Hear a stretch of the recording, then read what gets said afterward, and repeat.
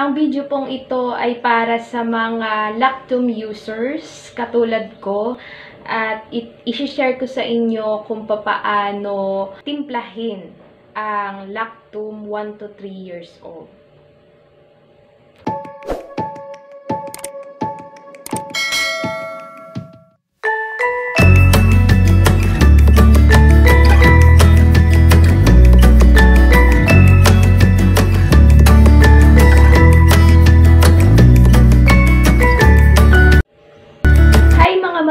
It's me again, Mommy Eds. Welcome back to my YouTube channel. Kung bago ka pa lang sa aking YouTube channel, just click the subscribe button and hit the notification bell para maging updated ka sa mga susunod kong videos. So ngayon, i-share ko sa inyo kung paano timplahin yung Lactum 1 to 3 years old. So nag 1 year old na yung baby ko noong January 14, 2022 and pinalitan ko na ulit siya ng Lactum 1 to 3. So, dun sa mga nauna kong vlog, di ba, nagsimula yung baby ko sa 0 to 6 months na Similac and then, nung 6 months na siya, ay pinalitan ko siya ng Lactum 6 to 12 months. At ngayon, siya ay 1 year old na. Ang kanya na ay Lactum 1 to 3. Ito siya. Ayan. So, marami akong nakita sa mga tanong ng mga mamis ay kung paano daw timplahin. Kasi yung maliit nito ay wala siyang kasamang scooper. And, ewan ko, hindi pa kasi ako nakakatry bumili nung maliit nito. Ang binili ko talaga ay yung malaki na. Kahit hindi ko pa nai-try yung 1 to 3 kasi Lactum naman yung nauna ko, yung 6 to 12. Nung nag 1 year old siya, 6 to 12. Tapos, pinalitan ko na, bumili na agad ako ng malaki. Hindi na ako nag-testing kung bagay ba sa kanya yung Lactum. Kasi Lactum na naman siya noong nakaraan. So, bumili ako nito. Tapos, naka-ano na siya, naka-isang kahon na siya nito. Pangalawang bili ko na nito. Ngayon, kung paano daw ito timplahin. So, meron siyang kasamang scooper. Ganito siya kalaki, yung kasama nito. Ayan. Hindi ko alam kung gaano kadami kasi hindi ko siya tinry dun sa 6 to 12 months na scooper. Ito lang talaga yung ginamit ko kasi ito yung nandito. So, sa mga nagtatanong, pwede naman kayong bumili ng maramihan. Katulad nito, ito ay 600 plus lang. 1.2 kilo na siya. May kasama na siyang scooper. Hindi ko lang alam yung mas maliit nito kung meron siyang kasama na scooper. Pero yung maliliit daw na box ay wala. So, paano ko ba siya tinitimpla? Nakalagay kasi dito sa feeding guide ay, ayan, nakalagay dito sa direction for usage. Ayan, diyan nakalagay. Babasahin ko. Tapos, sabi dito ay, ensure all feeding utensils are washed and sterilized thoroughly before preparation. Ayan.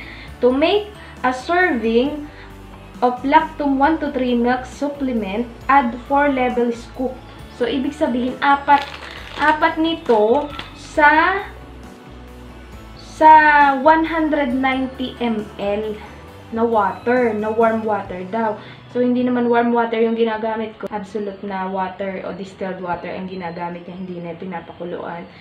So, yung the 190 ml of warm water, 40 degrees Celsius, that has previously been boiled for 5 minutes to make 220 ml beverage. Stir well.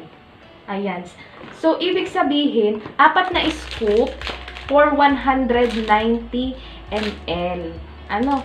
Para, sabi, para makagawa kayo ng 220. Diba, pag naman nilalagyan natin ng gatas yung tubig nila, tumataas talaga yung level ng tubig kapag nilagyan natin ng gatas. So, ibig sabihin, dito, sa nakalagay sa gitna na ito, ay magiging 220 yung maiinom ng bata kapag nilagyan natin ng milk na 4 scoops. So, inano ko siya, kinuwenta ko siya kung ano, kasi yung baby ko ay hindi na siya pwede ng 190 ml na water. Kasi kinukulang talaga siya. Kasi dun sa huli, ang ginagawa ko talaga dun, di ba yun ay 1:1. 1:1. 1 scoop is to 1 ounce. Siya talaga ay 8 ounce na ang kanyang dinedede. Kinukulang siya kapag 6, 7, ayan.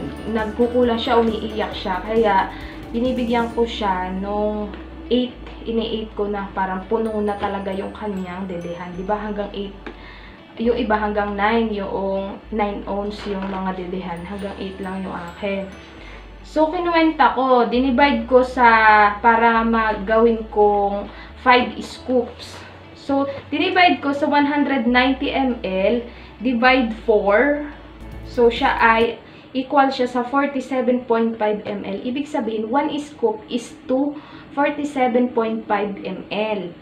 So, yung pag ginawa kong 5 scoops, siya ay itinimes ko yung 47.5 to 5 scoops, kasi gagawin ko nga 5 scoops yung kanya, ay 237.5 ml. So, magpo 0.5 pa ako. Ginawa ko ng 240 ml yung kanya. Tapos, ay 5 scoops. So, mas madami yung kanyang maiinom na gatas. Kesa sa 190, yung susundin ko yung 4 scoops kasi kulang talaga sa kanya yun. Yun lang po ang aking ginawa para makuha ko yung tamang timpla noong ano. Hindi naman po siya nagkaroon ng problema sa kanyang poops noong timpla kong ganon. At saka nakita ko yung pagkakaiba talaga nung 6 to 12 to 1 to 3 years old. Yun kasing 6 to 12 ay medyo matabang siya. Tapos ay iba yung amoy niya. Ito, mas mabango siya. Parang mas nagustuhan siya ng baby ko noong ito na yung kanyang ginamit. At hindi naman siya nanibago. Hindi rin nagbago yung poops niya. Ganun pa rin. Hindi siya tinitibi. Hindi rin siya nagtatait. Yun lang po mga mami. Sana po ay nakatulong po yung aking na-share ngayong araw. Salamat po sa panonood.